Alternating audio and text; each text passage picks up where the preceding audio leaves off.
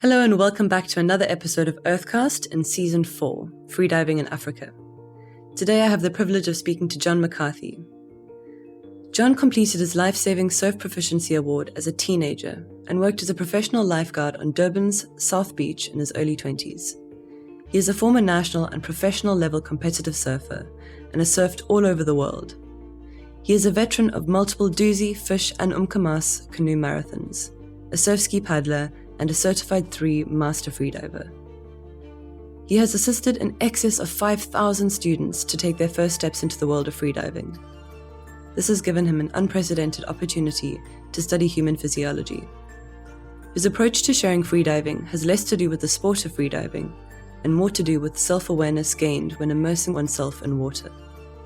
It is this self-awareness which, in John's words, builds trust, which in turn allows one to shed false limiting beliefs. He is a passionate open water swimmer and was a navigation and safety officer for Sarah Ferguson on both her Molokai Crossing and Easter Island swims. He designed the Swim Free Confidence Underwater course to help people be safer and more comfortable operating in and underwater. He is also the author of 2 books, The Sexy Ugly Beautifuls and Swimming Easter Island, which is the subject of an award-winning short film entitled Sea Change, which chronicles his efforts to usher in a new era of more environmentally friendly surfboard production. This era of John's life, The Greener Surfer, which started as a platform for 3 more environmentally conscious surfers to blog about leading cleaner and greener surfing lifestyles. This evolved into a retail experiment where consumers could purchase organic and recycled clothing and more environmentally responsible surfboards. On the back of several schoolboy drownings in Gauteng, John released the 2020 Swim Free Water Safety Guide and Test in an effort to share best practice with water safety and help pupils and teachers facilitate aquatic adventures more safely. He released his first photographic exhibition entitled Alchemy Ocean on Instagram in 2022. This body of work documents the emotional alchemy achieved by submerging oneself in the ocean. His second photographic exhibition, entitled Learning to Fly and Breathe Underwater, is scheduled for release later in 2024. John spends most of his time guiding, surfing, freediving, and yoga wilderness adventures on the wild coast, northern KwaZulu-Natal and southern Mozambique. In addition to that dynamic bio, John has played an instrumental role in my life. He supported me when I was 14 and joined the board of my non-profit, at the time called 4 Elements Conservation, as well as helping me and countless others develop a deeper connection to the ocean by trusting ourselves and becoming confident water babies, or ocean children. John, thank you so much for being a part of Earthcast Season 4. Thank you for having me on. I'm really excited to be here. Thanks, Olivia. And John, I think probably the best place to start is to ask you about your history of freediving. You've told me a couple of stories in the past. So I used to hitchhike on scuba boats. So maybe we start there. So how and why did you find your way into the freediving world, given that it wasn't yet established in South Africa? Well, I jokingly say I got into freediving by mistake one day. And the background to that was we get very big cyclone swells off the east coast of Southern Africa in the sort of February, March, April, May months. And I'd been doing some very rudimentary surf apnea training. When I say rudimentary, nobody was really training or doing this kind of stuff. So I was trying to figure it out as I went along. And I connected with a swimming coach and triathlete, Wilma van Niekerk, and the two of us put our heads together and came up with a training program that would see me being able to survive these cyclone swells for surfing, which is a very physically demanding and adrenalized form of apnea. And I was coming back from a surfing trip on the northern KwaZulu-Natal coast in the bush with a skipper called Digger, who's now become synonymous with freediving in that part of the world. And he saw a whale shark and threw a mask at me and said, jump in and go and have a look at that creature. Now, my background in the ocean up until that point was as a professional surfer, as a competitive surfer, as an open water swimmer, as a paddler, but I'd never really been into either scuba diving or free diving. I'd done a little bit of snorkeling. And the moment I jumped into the water with that whale shark, I was instantly mesmerized by the beauty of that creature. If you've ever seen a whale shark underwater, you will see the patterns on their back. Looks like it's tattooed with electric ink. It's the most magnificent, gentle giant. And on that particular day, I managed to take a breath, jump in and swim down with this whale shark. And as the whale shark ventured deeper into the depths, so I followed it. And eventually I turned around and looked up and realized I'd swum far deeper than I'd ever swum in my life before. And reluctantly, I returned to the surface. And my first conscious thought when I got to the surface was, I just want to go right back down there.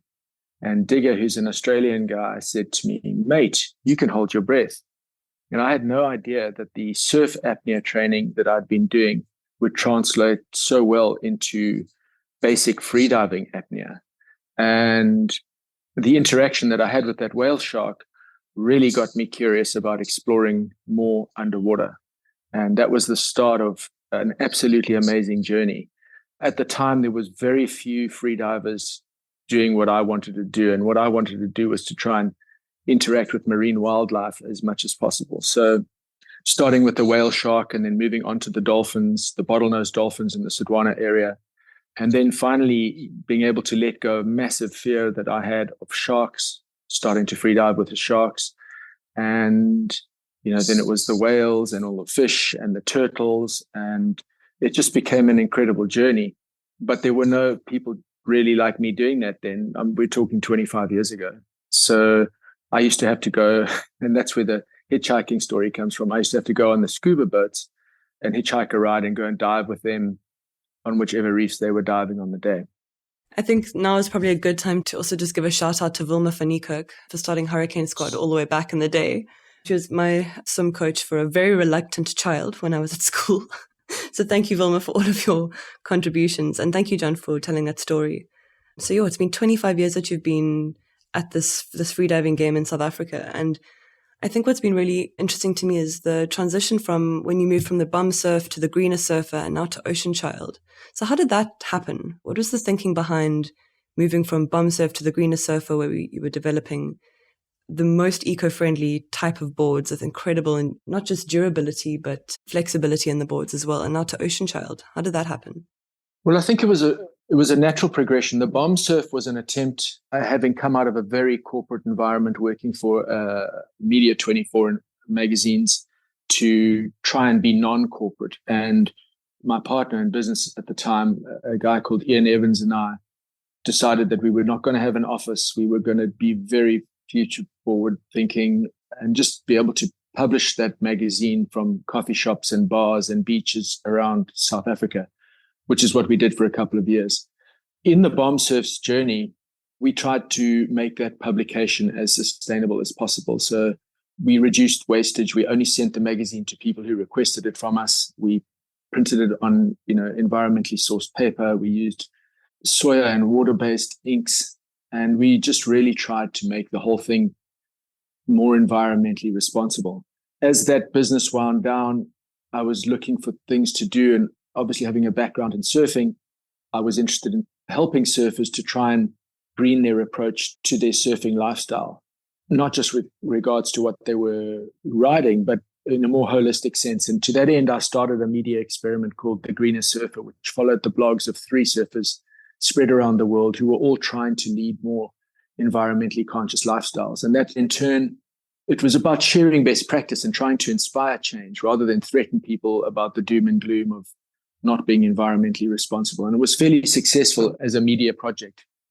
But I then I took it beyond media and into a full-on retail sense. And I think the idea was just way ahead of its time, to be honest, but also I was the wrong person to give birth to that project. The idea of me being involved in conventional retail was just a disaster, which I soon realized after I opened a retail shop.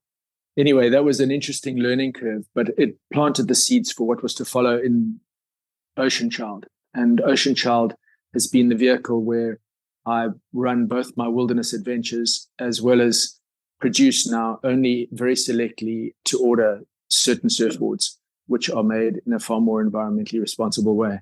So that's where Ocean Child sort of came from.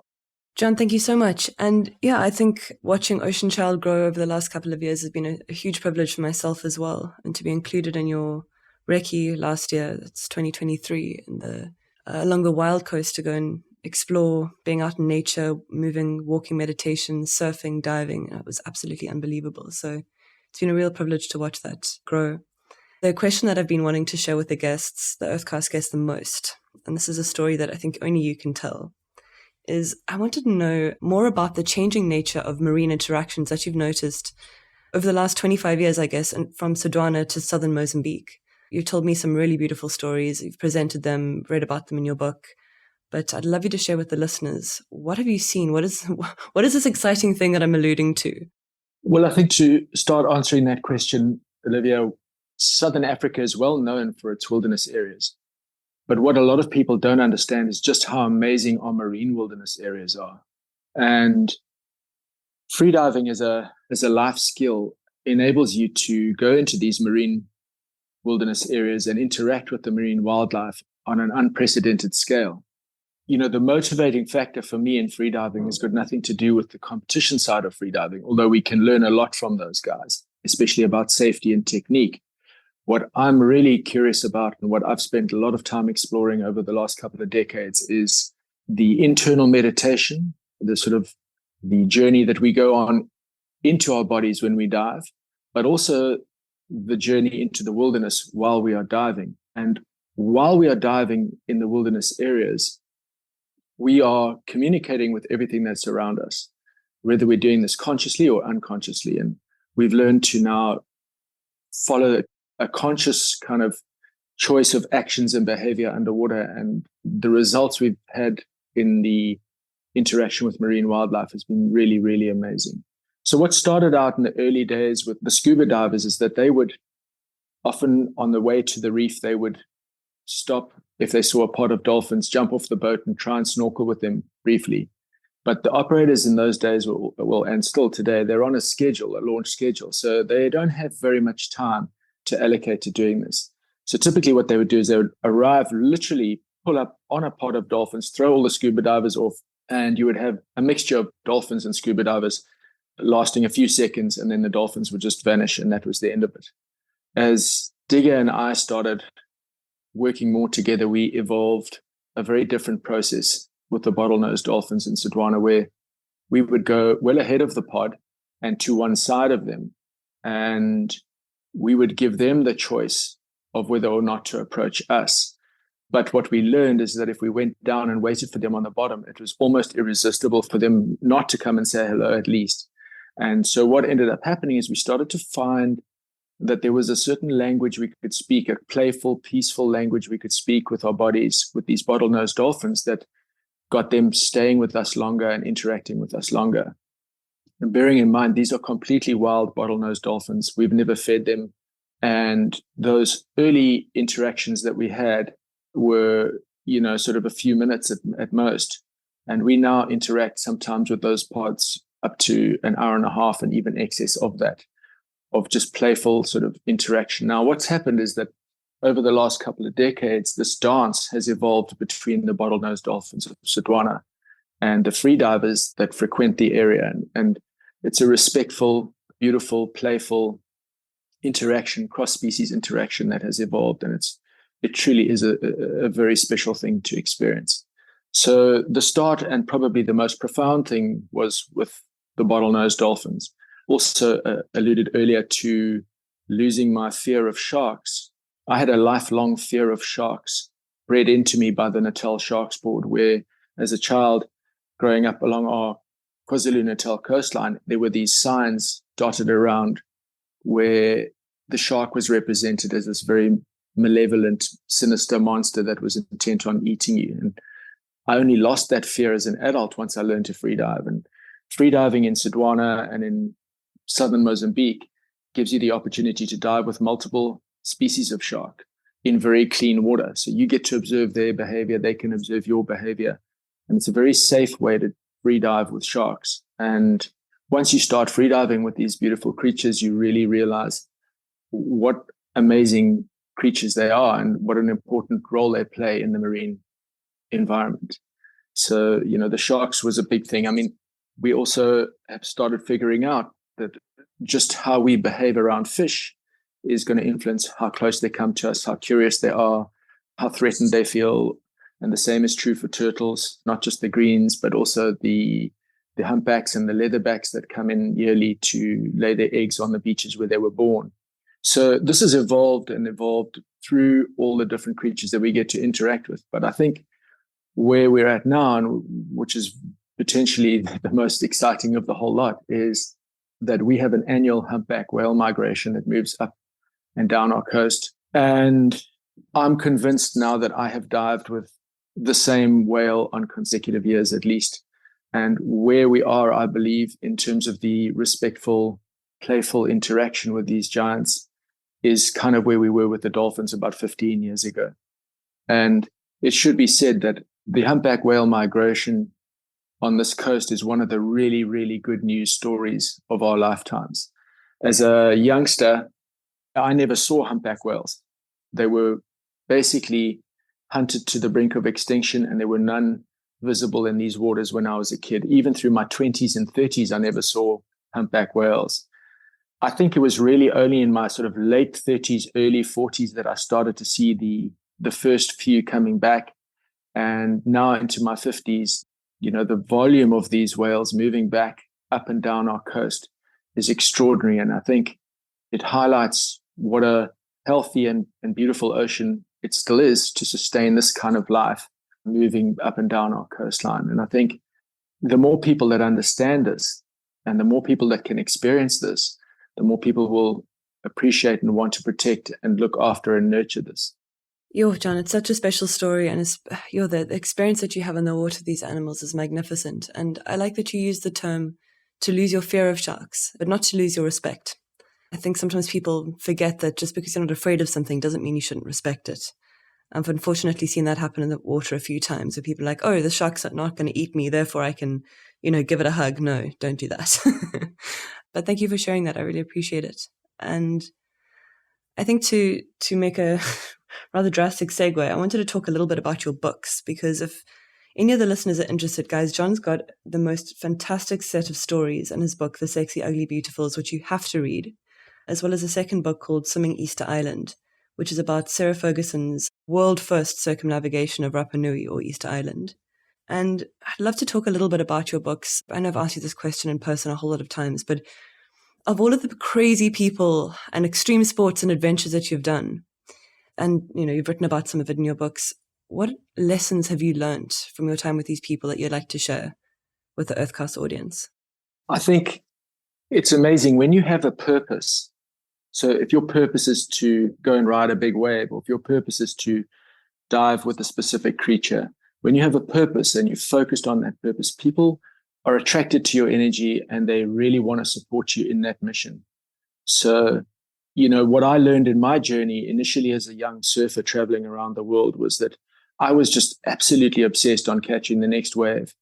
And I found that people picked up on that energy and they helped me in the most extraordinary ways.